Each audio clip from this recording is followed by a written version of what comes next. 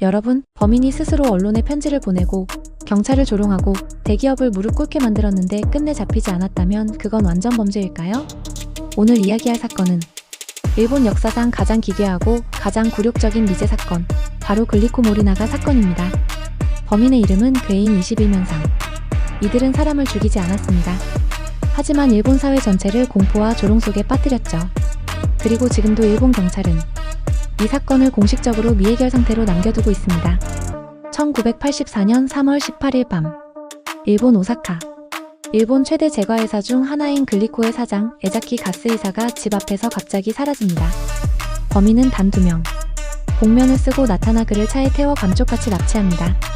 며칠 뒤 글리코 본사에 도착한 협박 편지. 사장을 돌려받고 싶으면 10억 엔과 금괴 100kg를 준비하라. 당시 일본 사회는 충격에 빠집니다. 대기업 사장을 납치했다는 것 자체가 전례 없는 일이었거든요. 그런데 사건 발생 사흘 후 에자키 사장은 놀랍게도 스스로 탈출합니다. 일본 사회는 안도의 한숨을 쉬죠. 이제 끝났구나. 하지만 이건 시작이었습니다. 며칠 후 글리코 본사와 언론사, 경찰에 동시에 도착한 편지 한 통. 우리는 괴인 21면상이다. 이 이름은 일본 추리소설 괴인 20면상에서 따온 것이었죠. 즉, 이들은 스스로를 소설 속 범죄자로 연출한 겁니다.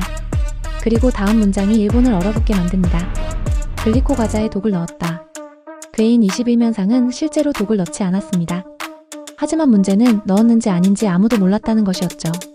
글리코는 즉시 전국 매장에서 제품을 회수합니다.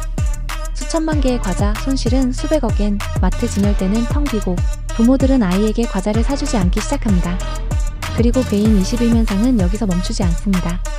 이번엔 모리나가 후지야, 메이지까지 차례차례 협박하기 시작합니다.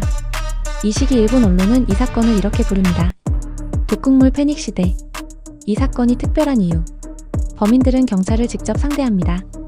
어느 날 괴인 21면상은 돈을 전달하라고 지시합니다. 경찰은 대규모 잠복 작전을 펼치죠. 하지만 괴인 21면상은 모든 동선을 미리 알고 있었습니다. 편지에는 이런 문장이 등장합니다. 경찰 여러분, 너무 티나게 움직이지 마세요.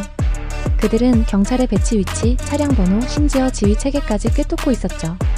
경찰은 완패합니다. 경찰이 확보한 거의 유일한 목격자 단서. 바로 여우 같은 눈매의 중년 남성, 이른바 여우눈의 남자. 하지만 문제는 사진 없음, 몽타주 부정확, 이름, 신원, 행적 전부 불명. 일본 전역을 뒤졌지만 그 누구도 잡히지 않았습니다. 그리고 이 시점에서 사건은 기이한 방향으로 흐릅니다. 사건을 총지휘하던 시가현 경찰본부장 야마모토 카즈오.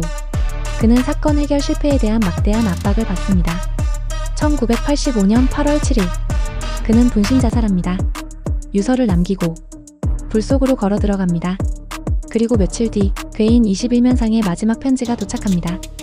경찰이 사람 하나 지켜주지 못했군요. 이제 그만 놀아주겠습니다. 그리고 이 문장. 괴인 21면상은 사라진다. 그들은 그대로 사라졌습니다. 이 사건은 왜 지금까지도 회자될까요? 살인 없음, 범인 미검거, 협박 성공, 경찰 굴욕, 사회적 공포 조성. 괴인 21면상은 돈보다 중요한 걸 얻었습니다. 권력 위에 서는 경험, 그리고 국가 시스템을 조롱한 기록. 괴인 21면상은 과연 개인이었을까요? 아니면 조직이었을까요? 경찰 내부 정보는 어떻게 알고 있었을까요? 그리고 지금 이 순간에도 그들 중 누군가는 어딘가에서 이 영상을 보고 있을지도 모릅니다. 괴인 21면상은 과연 누구였을까요? 이상으로 일본을 조롱한 완전 범죄 괴인 21면상 글리코 모리나가 사건이었습니다.